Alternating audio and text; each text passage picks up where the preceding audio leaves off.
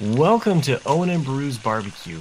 Thanks for joining us. We're finishing out the Bad Batch rewatch, and so we have cooked up special, big, huge heaping dish of tapioca.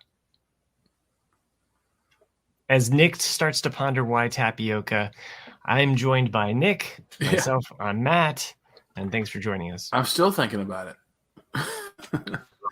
We saw the fall of Tapoca City, which is kind of like tapioca. Every time I see Tapoca City.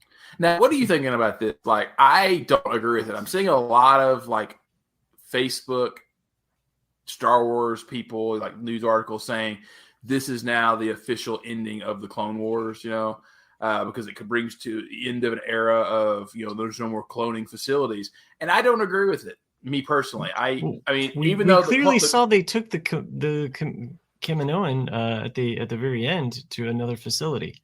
Yeah, but like they're saying, well, now because the clones originated there in Kamino, and now that there's no more Kamino, it's like this is kind of like now the official end of that era, of that era. And I'm like, I still don't agree with it. I was like, I think the Clone Wars is over. I think, but until the final clone is no longer part of the army, or there's some rebellion, I won't.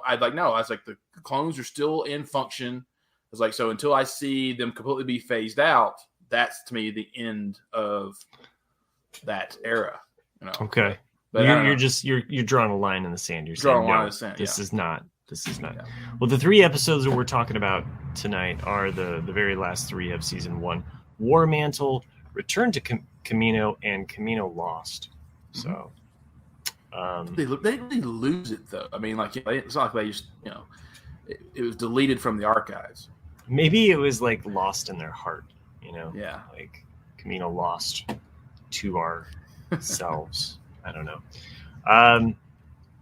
So this was kind of unfortunate because these last 3, I feel like we could have probably talked about each one of these individually. As they release, like after, especially the first 2. Yes.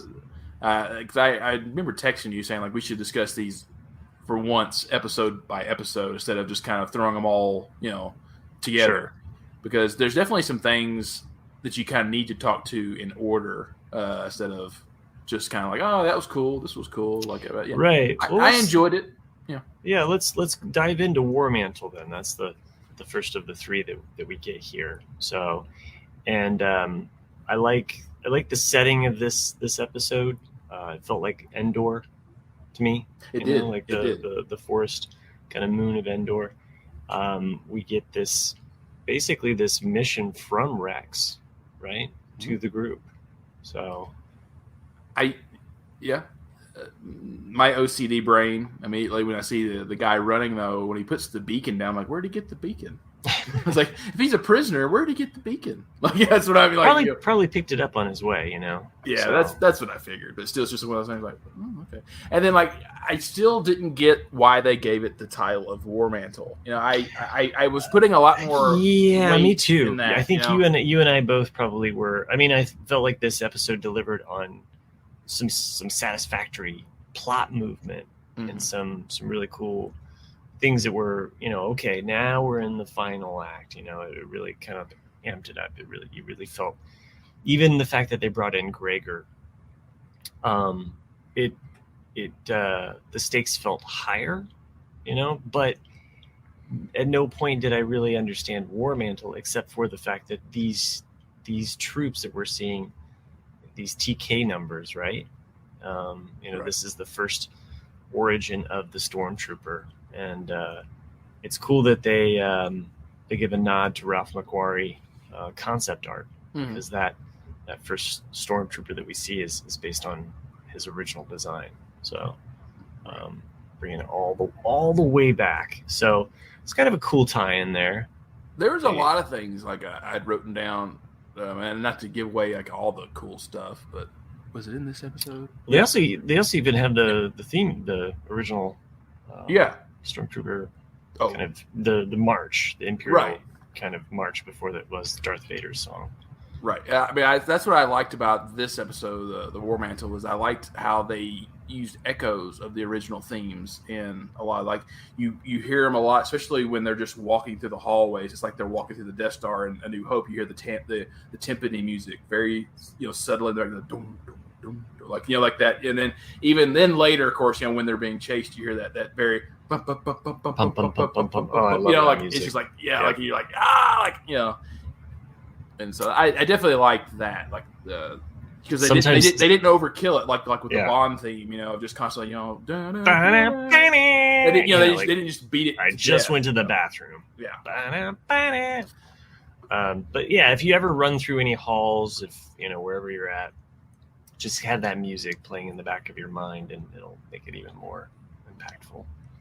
So, I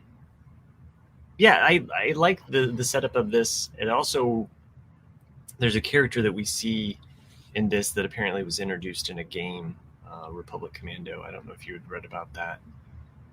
That's what I figured with the Republic Commando. Like, there was definitely I wasn't sure about. I figured one of us would figure it out, but they've made 2 or 3 references to Republic Commando in season 1 of Bad Batch. We've talked about before, like with the heads-up display, with Hunter and things. It's like, and so it's either Filoni or someone was just a really big fan of that game and wanted to throw out some nods to that 2005 game. So the character Scorch, RC1262, appears in Republic Commando and also appeared in this episode. The plot behind Republic Commando revolves around the fact that these are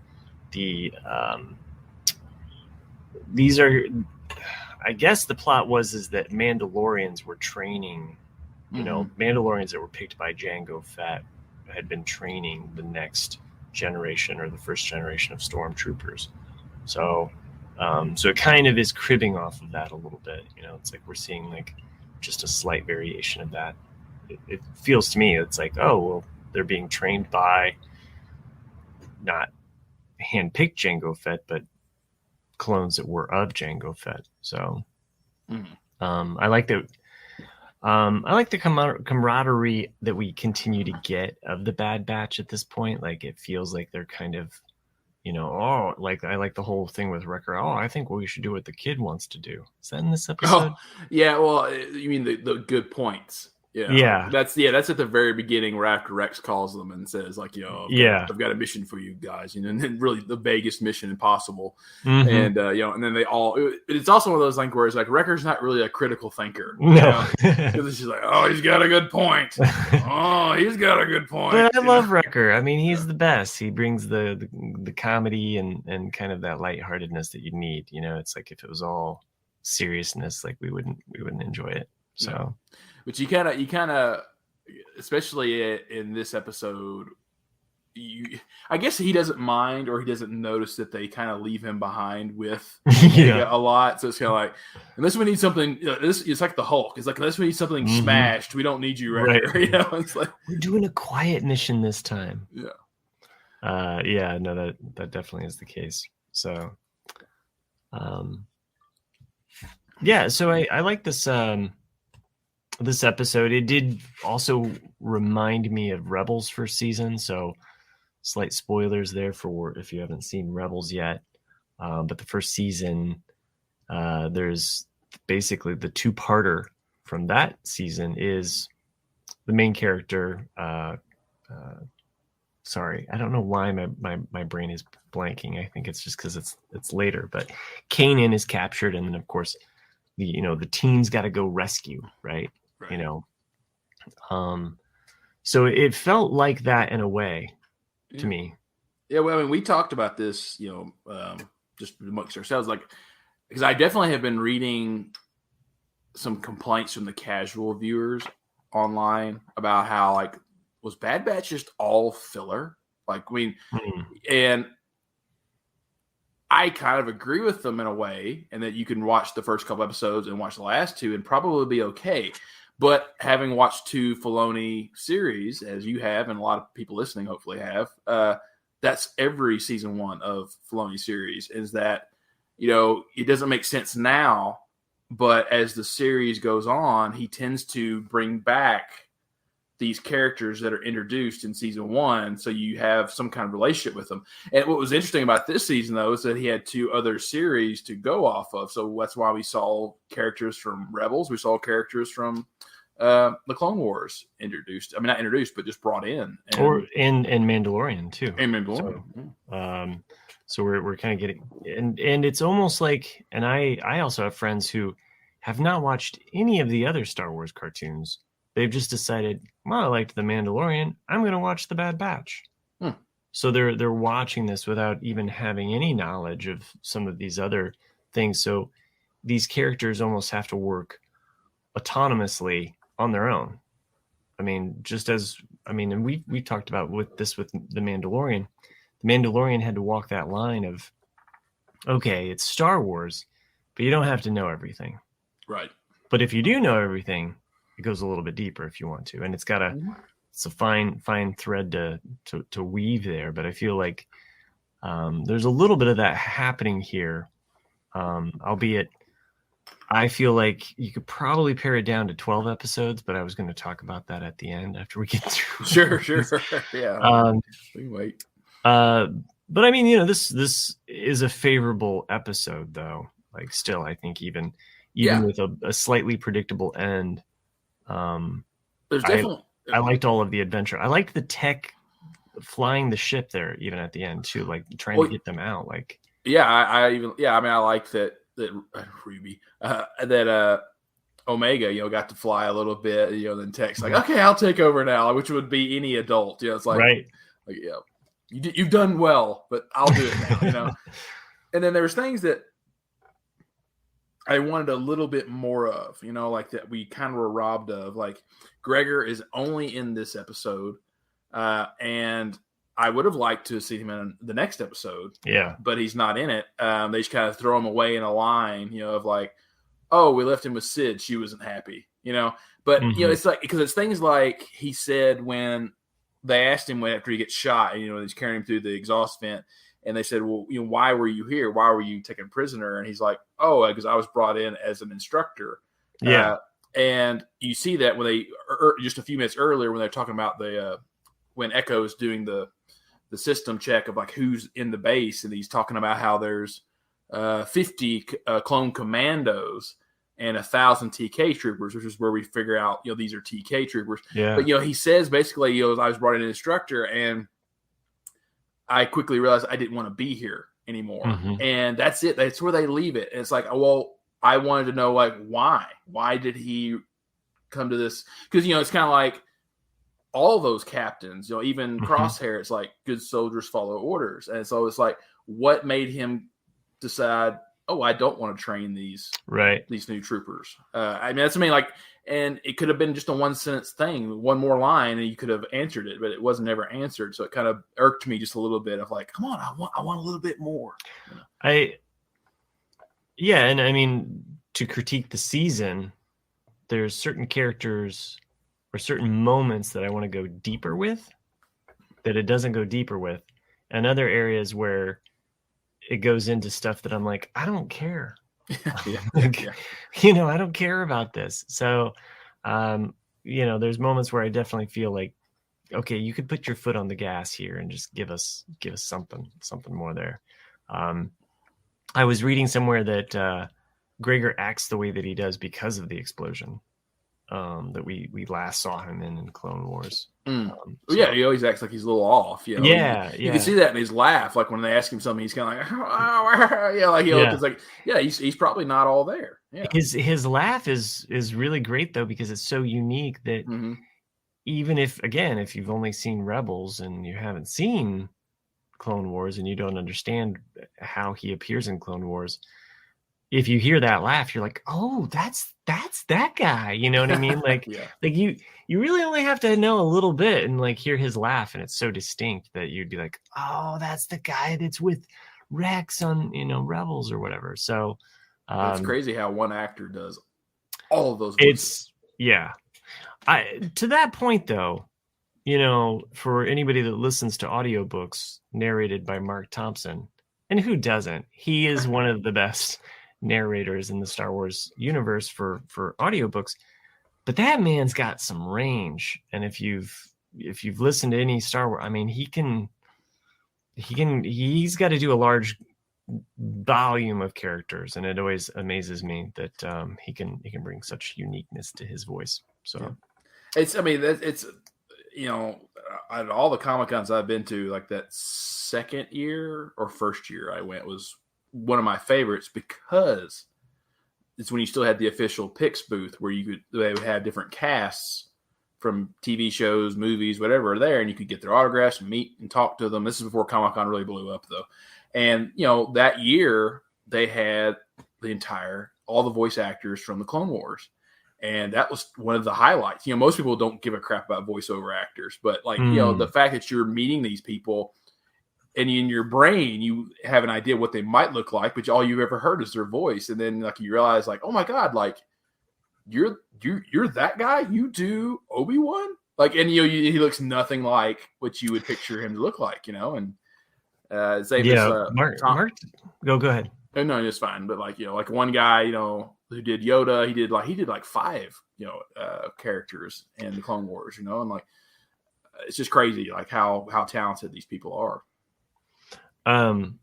Mark Thompson does a pretty good Obi-Wan character. It's almost like an Obi-Wan impersonation, as one of the characters from the High Republic. And it just amuses me whenever I hear his voice, because I'm like, oh, that's totally Obi-Wan, but we know that's not Obi-Wan in the story. Right.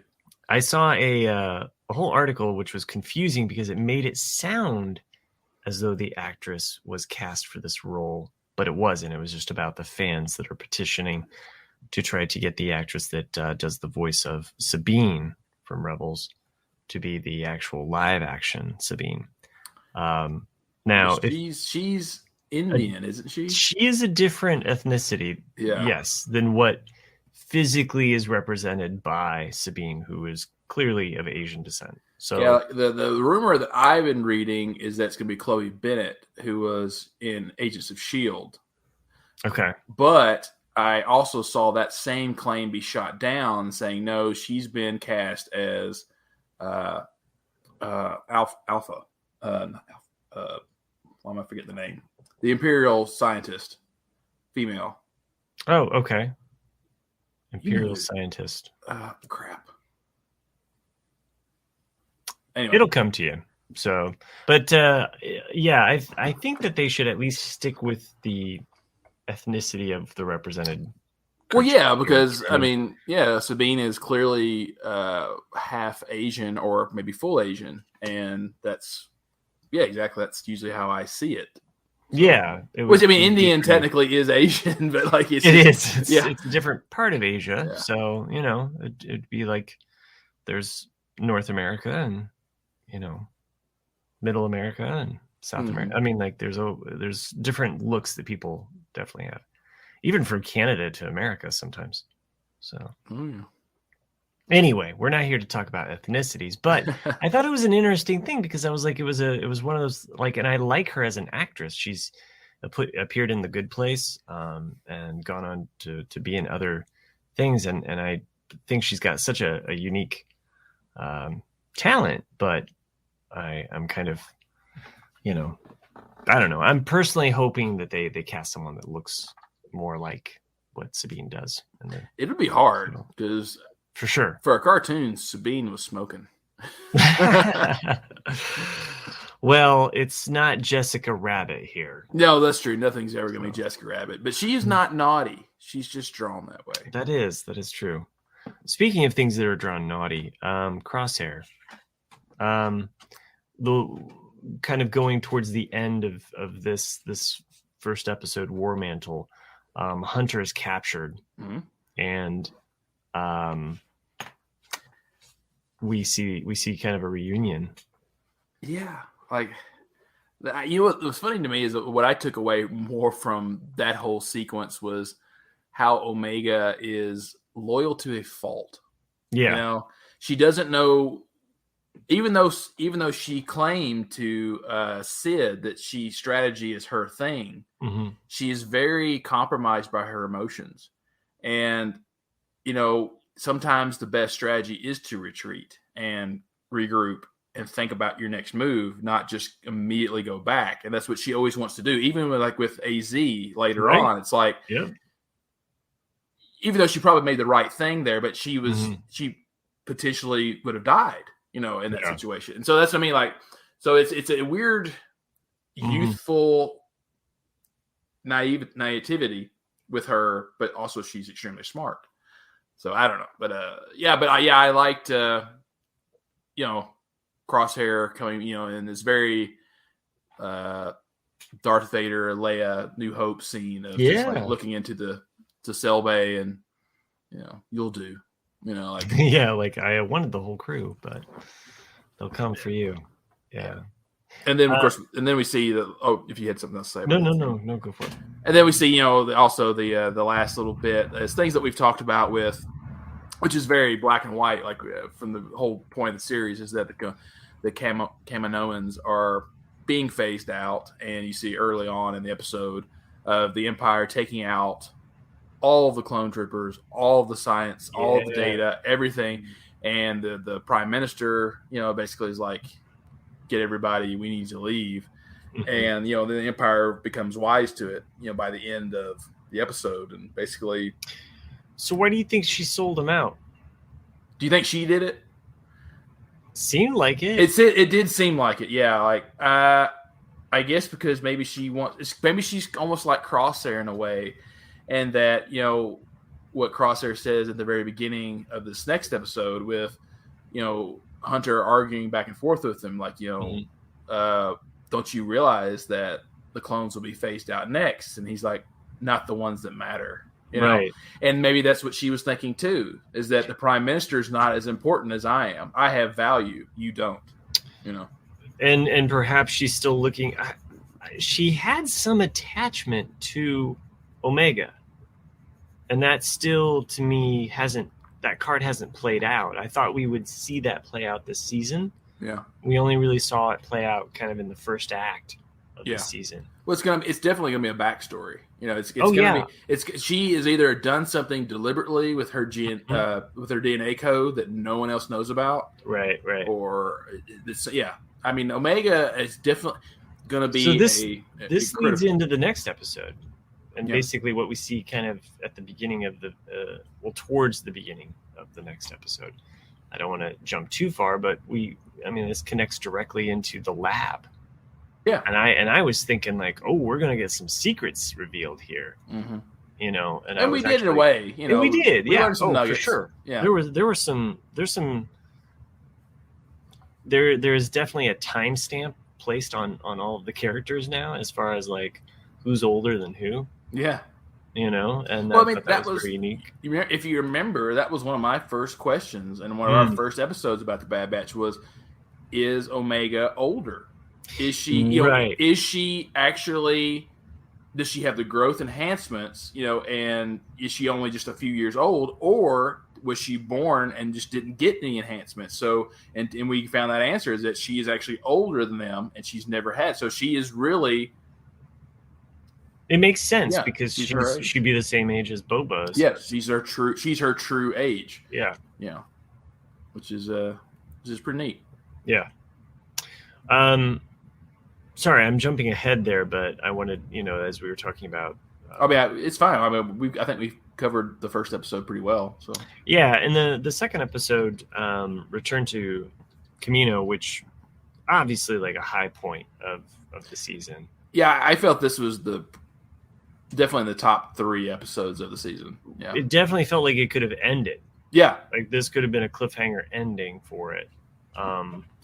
And without jumping ahead, I'm glad that we still got another episode. It reminded me, and it made me think of you because you podcast about Game of Thrones, but it kind of reminded me of Game of Thrones, where you think the last episode's going to be the one that's like has all of the amazing revelations or the really cool stuff, but it's actually the one right before. I've forgotten about that actually. That's the way it was every except for the last couple seasons. But like, it was always the 9th episode of Game of Thrones. It was the best episode. It was not the 10th. Mm-hmm. You're right. It just reminded me of that, of like how like all of that, and then the last episode is the falling action. It's Right. everything else falling into place, and almost kind of like the emotional resonance or the emotional kind of aftermath of what you witnessed, which I kind of enjoy seeing characters go through that, as opposed to, if it's nonstop, cool, action. Like we have, we have no way of processing what we've seen, So anyway, sorry, I'm getting ahead of myself here, but this return to Kamino, they find out, obviously through the fact that they know that it's a trap, and yet there's kind of letting them know where Hunter is being held. Yeah, it's interesting how what I like about this episode and even in the last episode is just the different points of view and how these characters tend to be like the Bad Batch are the only ones that seem to be open to change. Whereas in Crosshair, Omega, Rampart, they're all had tunnel vision. As in, like, Crosshair makes some valid points, especially to Hunter later on, about what they were bred for. And I get his point of view on that. But, like, I don't see how... I mean, of course, he wasn't there, but, like, Rampart basically... which echoes what Hunter says to Crosshair later. Hunter later tells Crosshair, like, you only be a number to them. That's it. Like, that's your only value. And you see it, though, in Return to Kamino, right at the beginning, where the Empire, well, Rampart, anyway, basically leaves the entire operation of the capture of the Bad Batch to Crosshair. And he doesn't care. He's just like, if he succeeds, great. If he doesn't succeed, no loss. And there's this belief, that you see in Crosshair of like, I am of value, but you're seeing that contradictory right there, in these scenes of like, you think you're valuable, they don't think you're valuable. Right. And so that's why I think this episode was really interesting, of just the difference in points of view.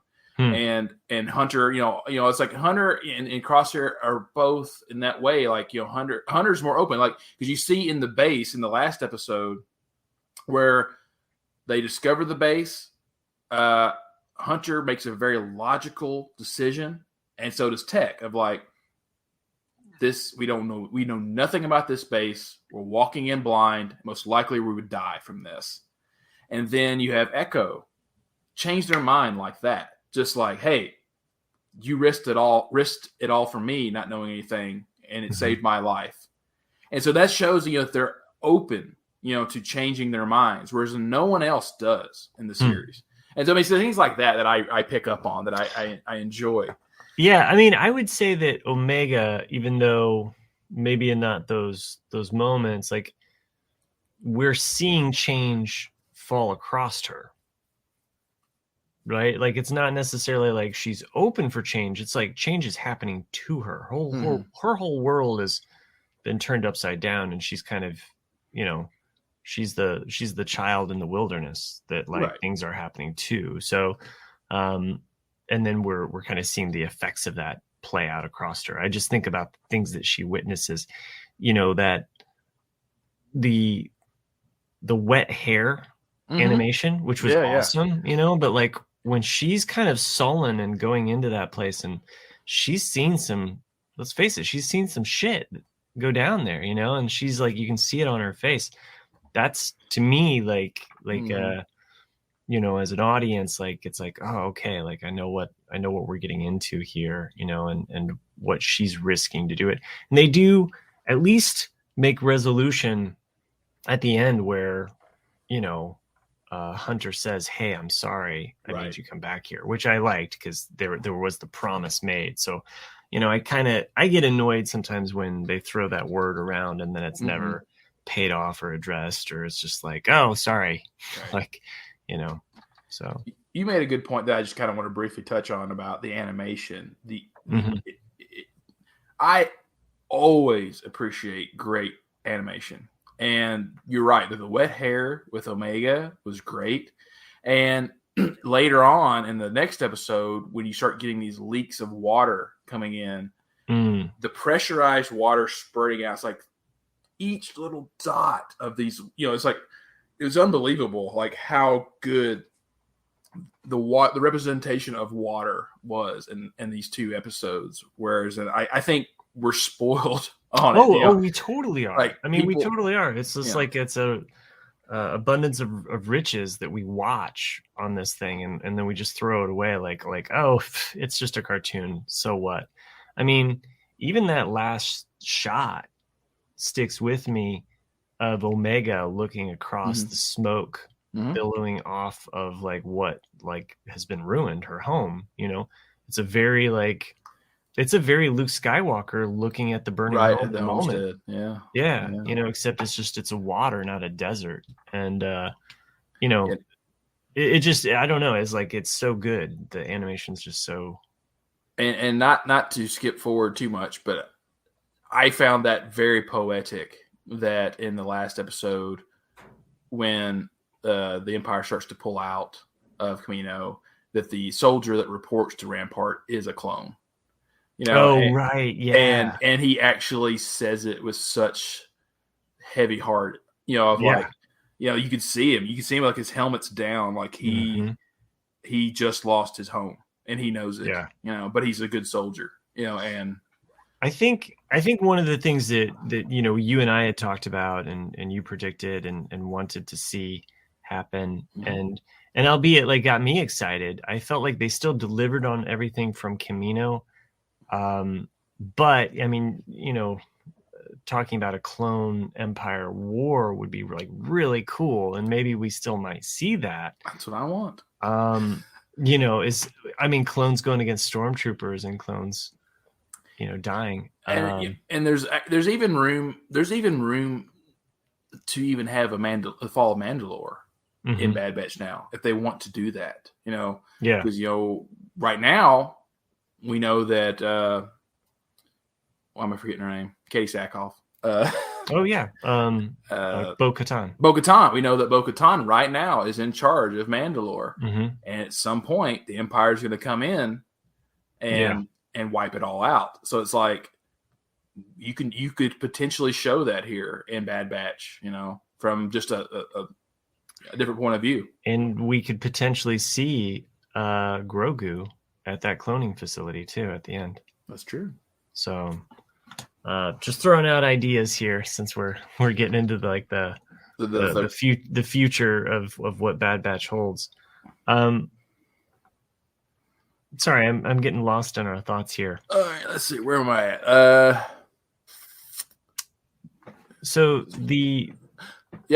There's some key points that happen there when they return to Kamino, right? So specifically, I'll let you read your notes. Okay. So, I'm thinking of, I want to get to the cool part, but I know you probably have some other notes there. Well, there's just things that back to what I had originally said about Rampart not caring about Crosshair, but he immediately defers to, his specialized mercenaries, troopers, where the trooper speaks up to him and says, "I don't trust the commander with his old squad," and he's like, we'll keep an eye on him. And what does she do? Right. Eventually, she rats him out. Yeah, and says he failed, and it's just things like that I noted. I liked, and then I also liked, because I'm just kind of going down my notes here. I liked that the Bad Batch really trusted Omega when they got to Kamino, in that they didn't dismiss her as like a kid. They didn't, oh, you don't know anything. Like, she's like, no, trust me on this. There's a secret landing pad here, and they did. They followed through with it, which I thought was neat because, a lot of things like you can picture a lot of someone with an age difference like that going like, nah, what does she know? Just land over there, and we'll do it. But I thought that was neat, and I like the idea of like that, underwater pad coming up. Oh yeah, no, that was cool. I like the addition of that, or like, why wouldn't you have a station separate, or a few miles away from the main port. I guess what I was saying earlier, even though we didn't get this war of clones versus stormtroopers, and even though we're not seeing as many clones, it better come next season. That's I think, to your point though, we have been seeing them phased out. You know, they're slowly just dwindling out. But I mean, I guess it's because I really want that. I think it needs to happen to have full closure. Mm-hmm. Like, I don't want to just have like a subtle, like, oh, the clones are dying out, you know, because like it's even like the little kids there, and I think it's in this episode, in episode 2, where you know they're walking along and they're only like 6-7 years old, and they actually ask, I've got her name written down somewhere. Nala say. Like, you know, we're still gonna be soldiers, right? She's like, yes, of course, but at another facility, you know, right. And like, so I don't want to see like them just be almost like Padawans, just be killed off. I want to see a historic stand of clones. I mean, it could still happen. Yeah, you know, like if there's this other facility, and I'll wait to talk about that facility. Back to Return to Mandalore. Return to Kamino. There's that. I like how there's the two things that are building. You have Rampart up in the Star Destroyers about ready to like take out.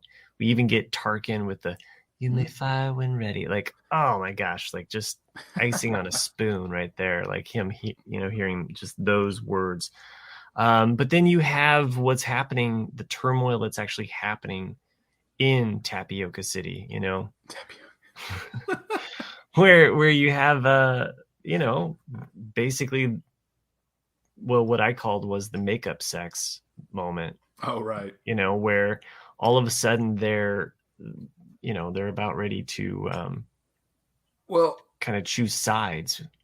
What I liked about this episode, as well as in part 2, is that they don't directly say it, but it's that feeling of,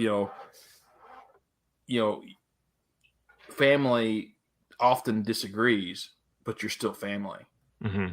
And I think that's what we saw in both of these episodes with, and I liked the payoff. I mean, I know you and I talked about this just, before RCAD recorded, about a week ago, but I liked the fact that we had a resolution to the very points we brought up in like the first or second episode, where it's like, why didn't they go back for Crosshair? Crosshair's their boy. Like, we're surely going to see them go back for Crosshair.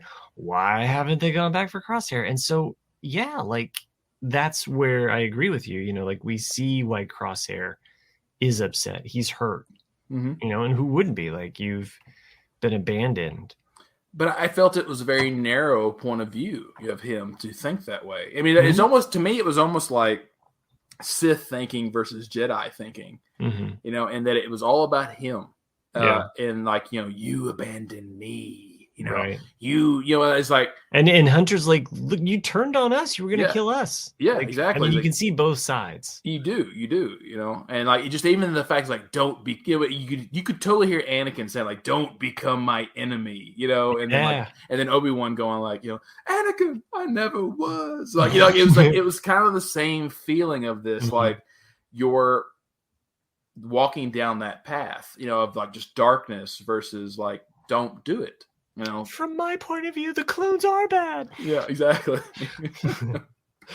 But I guess there was my thought is like, why didn't they try to save him? And you had kind of cryptically messaged me, after that episode aired, the question of, is he telling the truth? Is Crosshair telling the truth in the fact that he already took his chip out? Yeah. Because I had a lot of thoughts about this one, because I didn't believe it, and I still don't believe it. Because even though Hunter looks at the side of his head that's burnt where the chip would have been, you've also seen in the first few episodes of them putting him in that pod to enhance the chip. Yeah. And it's like, well, and then, of course, when he's like, when did you take it out? And he's like, does it matter? I don't think he took it out. He either is lied to himself thinking he did. I just don't believe it. I don't believe so it. I went back to like look at his head, and it was not scarred before. He had gray hair there, back in like episode 3. And you see him kind of itching that area or like pawing at that specific area. So you see that happen, but there's no scar there. So the other guess or the other thought is that is the chip in the wrong place? Did he remove something, but he didn't remove it? You know what I mean? Like it's still there, but it's in a, it's more forward. Like his is kind of more back behind the ear, Yeah. It's back like to the left. It is kind of back, but I think it's a little bit more forward and to the left. But anyway, yeah, the mystery still remains, though, I think, is whether the chip is legitimately removed or not. Yeah, I mean, it's an interesting puzzle in that when he constantly reaffirms, like, this is who I am. I made my decision, But I mean, of course, that's such a human trait of just believing in hope, and that it can't, But even Omega says that, towards the end of the last episode, where she's like, I wanted to believe it was the chip, because he's just being a prick at that point, right? And like I said, like I just think I think it's the chip. So like, I'm just going to keep believing that he has a chip in his head still. I don't blame you. I like to believe that he still has a chip because it's easier to say. I almost kind of like the Schrodinger's cat effect of it. Like, is it there or is it not? Regardless, they have to deal with him as a being who is a complete prick. Right. Yeah, that's so real to life, Like we all have that person, But there's a lot. Let's see what else in this episode. There's a lot of good stuff. I mean, this to me was the best of the 3. Yeah. There's a lot more meat in it. Well, you have them fighting off those, basically like an earlier version of the Dark Trooper. Dark Troopers. Yeah. Well, those are just the practice droids, I thought. So, but yeah, but they're kind of like an earlier dark. They have a very Dark Trooper look to them. So, and it's a callback to the beginning of the season, like the first episode of the season. So, of forcing them to do it. Yeah. Yeah, like I liked the callback to that. Like it was a nice, hamburger sandwich there. So, we get the return of AZ in this episode as well, which is nice. You think, oh, AZ, like we're never going to see him again. Yeah. And then we think, oh, at the end of the last episode, we think, oh, we're never going to see AZ again. And then there's this whole. He's going to be, he's going to be. I think he's going to be the new C-3PO. He's going to be the new Gonky. He is, because like Gonk can only do so much, and so it's like we gotta have a droid. Did you like it when Gonky came in and like it was War-Mantle, like Gonky comes in for the rescue, like she does something where she plugs something into Gonky and Gonky gives the extra power, and it's like I thought it was funny because it's just like, oh, we finally got to use him for something. He's just a power droid sitting around doing it. It's like when you don't have a proper phone charger outlet, but you have a backup phone battery somewhere in your pack, and you're like, oh, I can use my Gonky. Sorry. Go. I think backup power, little backup power battery packs, Star Wars themed should be shaped like a little Gonk droid. You can plug in, power up your phone when you're on the go. So just trash. Everyone who doesn't know Star Wars will be like, why do you have a trash can for a battery? Right. It's not a trash can, it's a Gonk battery. It can have a little pop out USB port for those people that still like to store stuff on USB flash drives. So I'm telling you, this is a money maker right here. Like it's probably it's probably like less than $5 to make, but mark it up with that Star Wars logo and it's $40. If money can be made off of it in a Star Wars theme, someone's already thought of it. I mean, there's so much stuff I've got that's Star Wars that I'm just like, I gotta have it. Like, I've got so many chopsticks that look like lightsabers. That it's just like, it's like, I don't even use chopsticks, but I have them. Well, when you move into your new house, so for everybody that doesn't listen to RCAD and hasn't been following the lifestyles of the Nick and Famous, he's bought a new house and he's getting to move in there, and I hope his entire kitchen is Star Wars themed. They've made toasters, waffle irons, blenders, crock pots. Yeah, the only thing is I have that are Star Wars themes for kitchens. I have multiple variations of ice cube makers. Yes. I've got Hans and Carbonite ice cubes. I've got R2-D2s. I've got a full Death Star circle cube. Seen that one. You got the BB-8 one too? I don't have the BB-8 because of course you wouldn't. I don't buy anything sequels. But are they the silicone? Yeah, the silicone ones. Yeah. So something my son taught me how to do is you melt down Jolly Ranchers into kind of like a syrup form, and you can pour them into that silicone. So you could make a big giant Death Star out of Jolly Rancher. You could. It'd be more powerful than a smaller.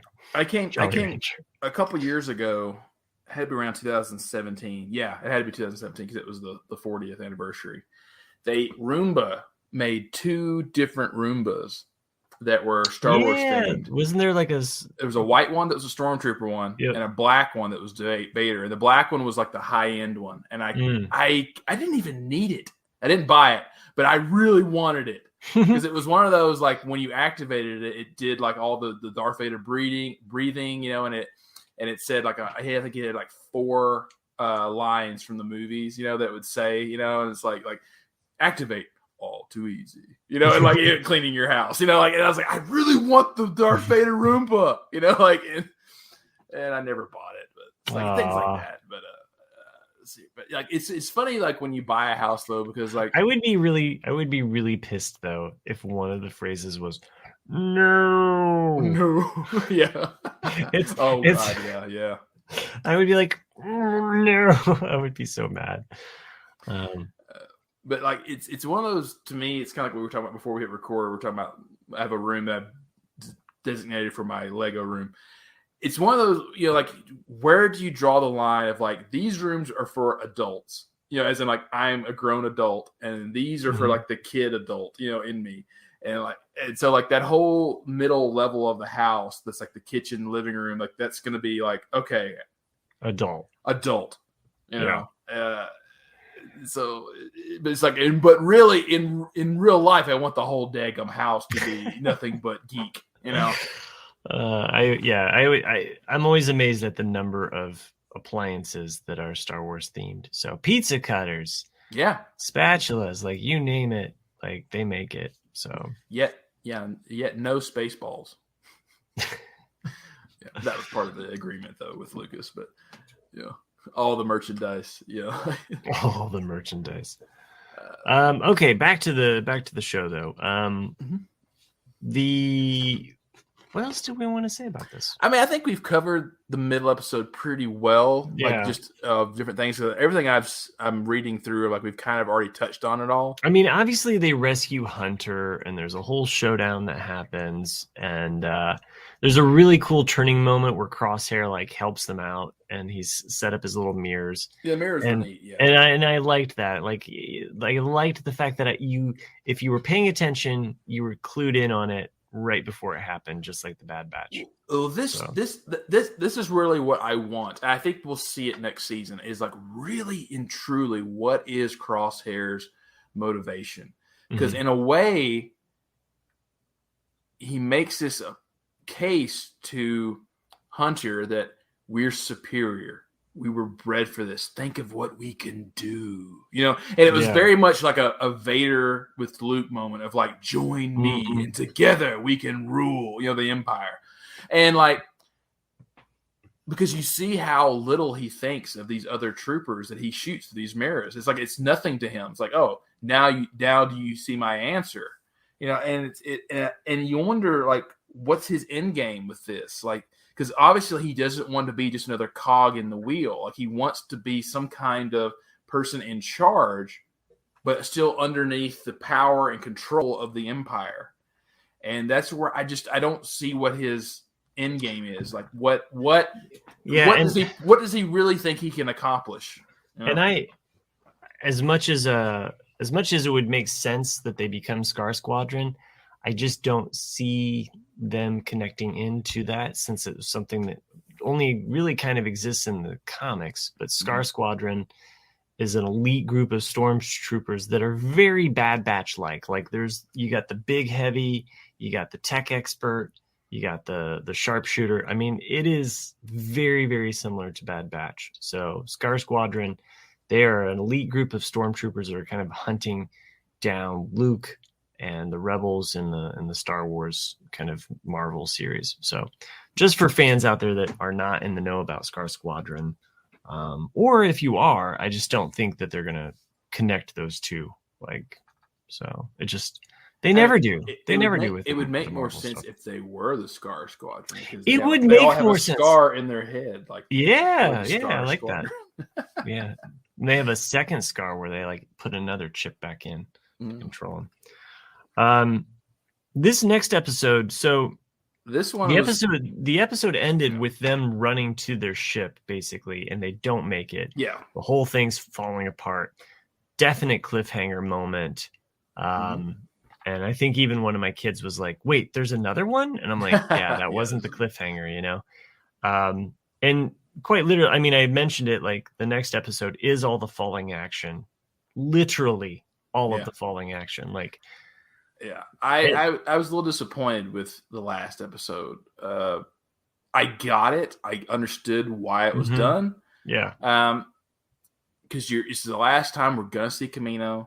There's a lot of things, a lot of even nice little shots to show, like, like, oh, you're seeing all the little baby tubes again. You're seeing all these little things.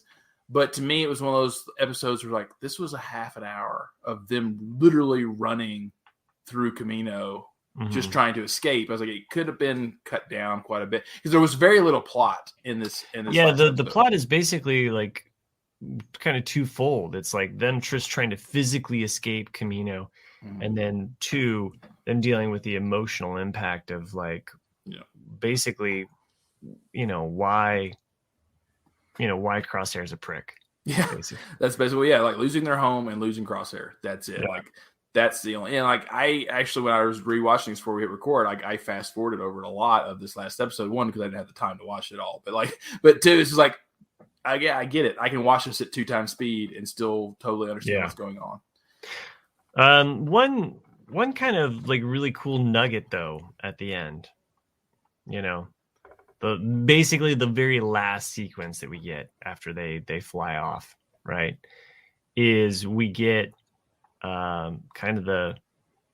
we get what I thought was Wayland, and the Imperial base in the mountain, like the Emperor's. That was so cool. Yeah, like, I was like, how have we not seen something like this before now? Of, like, just a full mountain with just a line through it of, like, here is a base inside this mountain. Yep.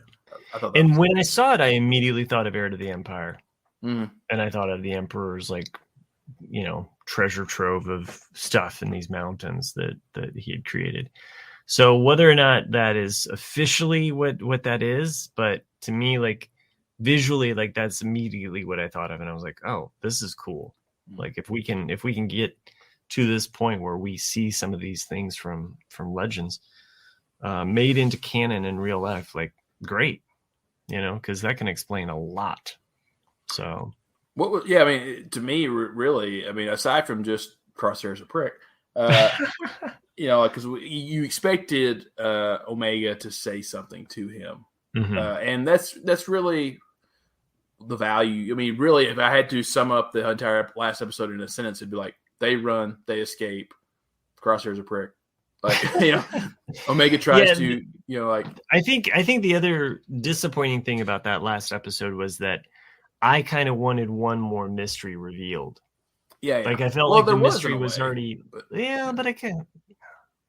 Well, I mean, like to me, like I wanted to see as soon as they took off in the Marauder, I thought that was it. That was going to be the last thing we saw. Right. But we do get this bonus scene. Yeah. And it's important not from what you're seeing from the Kaminoan point of view, but for who walks out. Yeah. Which is this cloner division of the Empire, the person, we don't know who it is, who basically says, like, oh, you're going to be of great value to the Empire. And you see from the sleeve, it's that 2-line division, which you see in episode 2. You see that on Dr. Pershing. Yeah, Dr. Pershing. You see it in Dr. Pershing and The Mandalorian, but you see it in episode 2 as well of Star Wars, the movies, on the young clones, while they're training with the helmets on. Like you see that thing there. You see it as well in another series too. But you've seen that symbol several times. So that's where, like you were saying, like at some point you have potential to see Baby Yoda, maybe here. And there's a lot of doors that can be opened from that one little nugget that you see there. I'm not saying that this is going to be Bad Batch with Grogu, but I've thought for a while, not even like, and I'm still saying like this is like late seasons in the show, is that we might see something with the Bad Batch, like rescuing, escaping. I can see him just like grabbing him and going, but I can't see him anything because I mean he was already taking naps and years later, so it's like he's not going to do any force or anything. No, but yeah, that would be cool just to see like a quick little episode of like, oh, here's Baby Yoda. Like, I'm always going to say Baby Yoda. I don't care if anyone out there says it's Grogu. I'm always going to say Baby Yoda until we start recording again. Season 3. Right. Whenever it comes out. It's going to be still going to be Baby Yoda. Baby Yoda! Okay, so this entire season, 16 episodes, 16 too many. If we could pare it down, I think we could get down to 10 episodes. Or less. Maybe 12. Yeah, well, you have Aftermath, which is the first one. Mm-hmm. This is important. Yeah. Cut and Run, you could cut. Replacements is important because we actually see the ramifications and the fallout with Crosshair in that episode, and what is actually occurring there. Fast forward to Battle Scars, which is the 7th episode. Reunion and Bounty Lost, like those 3 right together were kind of a high point in the middle. I didn't even include Cornered, which had the introduction of Fennec Shand, but you could have Cornered in there. It's one of those, like, if someone asked me to make a list of important episodes, just because it's important what's going to happen later, it's like, well, you need to have an introduction to Fennec, right? But by itself alone, it's not important. So at this point, episodes 1, 3, 7, 8, 9. And then skip forward. You can skip over Common Ground and go to Devil's Deal and Rescued Ryloth. I think it's important seeing the Hera episodes. Skip over Infested. Infested is still ranked the worst, and I hate that episode, and for good reason. Yeah, it's right up there with the wasted episode in Clone Wars season 7, which I refuse to watch ever again. Then you have the last 3: War-Mantle, Return to Kamino, and Kamino Lost. That whole middle arc, though, of season 7 is kind of a waste. But I mean, at least the first episode, the last episode. Yeah, the middle one, is completely a waste. Yeah. So anyway, that's at least how I would shake this season down if we could make some edits. And personally, I don't think that it should just be like a movie, like some other people on Twitter that probably don't listen to this show. But I don't think that it should be limited to just a movie. But I do think that perhaps more of a mini-series approach, or thinking in terms of, keeping it to a 12 or 10 episode arc Like I would prefer a higher quality, I mean, obviously Disney Plus is going to milk this and make as much as they can. But I would, to me, it would be, if I had to choose, I would probably do 3 seasons, 4 episodes, and that's it. Wow. As in, but like, it basically be a movie to each one, but a stretched out movie, because you want to see different phases of what the Bad Batch is doing. Because like a movie to me could not work. Like you couldn't just do one movie. It's just like how we talked about how with like Falcon and the Winter Soldier series. Yeah, you need to have that, because you couldn't just end with Endgame and then have Falcon now be the new Captain America in the next movie, because audiences would not accept it.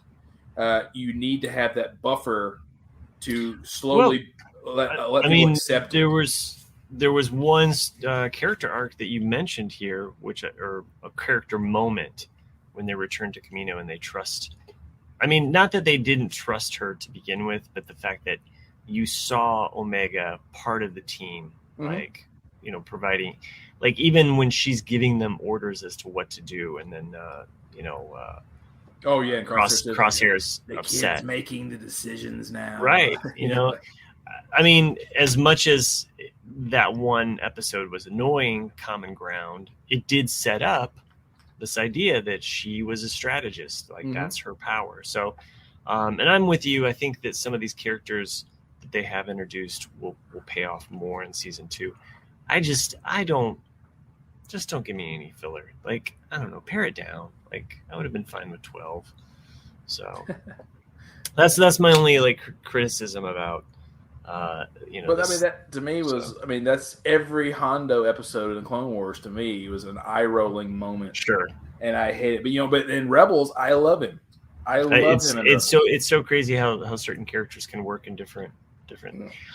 I will say this though, I do like having a show to turn to. Every Friday, it's like, oh hey, we got another episode. Oh hey, we got another. It was very consistent. There was no like, oh, we didn't get something, and I would have rather have enjoyed this stretched out than binging it. So, yeah, as weird as that might sound, because binging it, I don't know if I would have paid as much attention to it. So, of course. Real quick though, next up in the lineup of Star Wars entertainment that we're going to be thrown at, that's going to be thrown at us, and I hope that you and I cover this, is Visions, Star Wars Visions. I think that's coming out in September, I believe. Okay. So that's something exciting to look forward to in a month's time, and really excited to see, kind of, as opposed to the Marvel What If, which I've seen a lot of Star Wars fans clamoring for something like that, like the Infinities of Dark Horse, which would be cool. I mean, everybody wants to see what if Anakin hadn't turned to the dark side, and, some kind of things like that play out. I'm excited because Visions is basically creativity unbridled. It's basically giving artists like hey, play in our universe and do whatever you want to do. And I think that idea is really unique, and I would like to see them continue that. Like, maybe Visions is just kind of a one and done series, but maybe it's something that they return to, like with other animators, or artists. It could be awesome. It's just like I would be fine with them taking the certain point of view books and making those. Yeah. I mean, not everyone, because there's definitely a couple in there that are stinkers, but some of those stories are really good. But yeah, like I've only watched the first one. I think the second one's not out yet, of the What Ifs. Other than Red Skull going out like a little punk, because I love the Red Skull. I think he's one of the best villains in Marvel, and the way he went out was just like, no, I don't like that. I don't like that at all. But other than that, I liked the episode. Yeah, the animation was really great, a lot of fun, and it got the attention of my daughter, who can be a little bit more skittish on Marvel stuff. So, but I knew once she saw, that this was going to be a female heroine centric character, she would be like glued to the screen for at least the 20 minutes or 30 minutes that it was. So, anyway, real quick, I'm going to just do a commercial break right here. All right. We forgot about that. And so, yeah, go ahead. This is a question I thought of the other day. And since we're at the end of season 1, we don't know how many seasons we're going to get of the Bad Batch. Right. But how do you think it's going to end? Ooh. Because it's one of those things that, we could look back in 4 more seasons and be like, wow, we were way off. But or we could be dead. We could be dead on. Who knows? That's a good question. Whether or not they ever find Grogu or that ties in, who knows? It does seem like it needs to be a Rogue One tragedy story, though. That's exactly what I was about to say. Yep. I mean, you really can't have these characters going off into the sunset. I think if anything, it might be something where we see Omega burying or saying goodbye, or something happens where they're saving Omega one last time, and she has to go into hiding. Right. To me, it makes the most amount of sense if they keep Omega alive, and then we see, like I said, we see her return in the Book of Boba Fett. And I don't know when they're going to have those two characters interact. It'd be interesting to see them interact in this time frame. But again, they might be like saying like, well, let's save this, I don't know.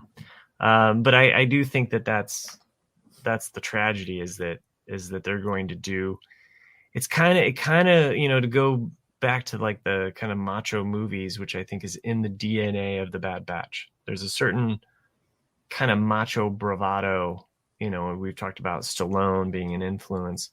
I think about Schwarzenegger movies and the Terminator, and at the heart of Terminator 2, one of my favorites, is that notion that like when she's talking about how the Terminator will do everything in his power to keep John protected. Right. Like I think about that with each one of the Bad Batch. Is that they will do everything in their power to protect Omega until the end. And that ultimately is a Rogue One ending, I think. I can't. That's how I see it too. I see them dying, at the end of the series. Yeah. And it could be one of those things like, how do we learn about the Death Star? Like how did even though we know it's coming from Galen and Rogue One, but what happens? We need something because we're gonna need some real legit reason for them to give up their lives. Yeah, because we already see in Rebels how old Gregor and Rex and all them have gotten because they age so fast compared to regular folks. So I could see that. I don't know, but I agree. I think that they will die at the end of the series, except Omega. And I'm with you about like bringing in the Death Star. It is a large thing. They haven't played their Darth Vader card. They haven't played their Emperor card. They've played the Empire card. Yeah, but you know what I mean. It's like there's so much more that they're holding back, and they can do it whenever they want. Right. And because I tend to think of things like Vader and Emperor, like those are the big characters, you know? And Bad Batch are minor characters. I mean, really, in the grand scheme of things, they're really just a little story in a big story, and so it's one of those things where like if we do come into something with the Death Star, it's going to be like the Bad Batch discovers this secret location where this secret weapon is being built. by Wookiees. And so it could just be something like that. Like it's just something like we're the ones that informed Rex and the rebellion of this thing. I would love it if they, and this is something that they haven't. We talk about Star Wars plot holes or areas that haven't been mined for information or story. We've never understood exactly how the Emperor got a second Death Star approved, built that quickly. I mean, from Empire or from A New Hope to Return of the Jedi is basically 4 years. Right. Well, it's no longer canon. Yeah. But that's what I remember reading that. The reason why the original Death Star took so long is because there were several attacks on it, and because it was built by Wookiees. It was built by slave labor, basically. Right. The first one was, whereas the second one is built completely different. And so it took longer, and it was lots of sabotage attempts on the first Death Star. And that's the excuse they always made of, like, why did it take 20-something years to build the first Death Star, but only 4 to build the second one, which was 3 times the size of it. The Rogue One tie-in novel, Catalyst, it really comes close to almost explaining it in a way where they could have been building both at the same time with 2 separate groups that didn't know each other were working on it. And that could make sense too. And there could be an interesting way that you could pull in the Geonosians, because they basically were wiped out. And we don't know. I mean, we kind of know, but we don't know exactly what happened to them after a certain point. So, I mean, we know that they got the plans, but other than having like a glowing orb plan. You're getting into that Contact quote. It's like, first rule of government spending: why build one when you can build 2 for twice the price? I mean, if you have 2 teams competing, it kind of makes sense. So, well, definitely some food for thought for the Bad Batch. In general, I enjoyed this show. I'm glad. Maybe we should do more. No, I just meant like the Bad Batch in general as a show. Even with the things that has wrong with it, to me, it's still slightly better than Resistance. Obviously, it's not going to supplant Rebels or Clone Wars for me. So, but yeah, like I said, I think to me, I still like Clone Wars the best, even though there's a lot of filler episodes in Clone Wars. Rebels is good. We talked about all these. Clone Wars does not get good.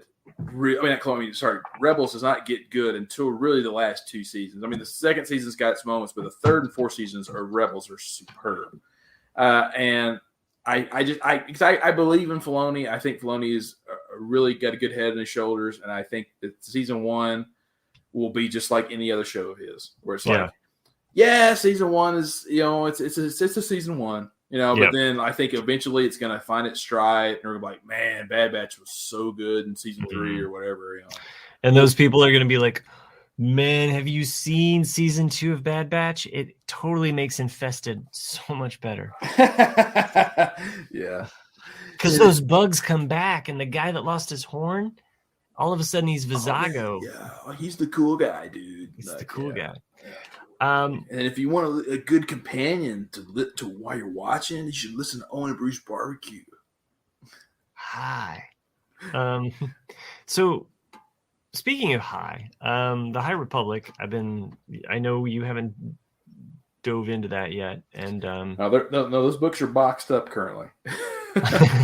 I know you're in the middle of a move, and when the time is right. But I have gone through and re-listened. So I finished the audiobook of The Rising Storm, which is the second book in that series.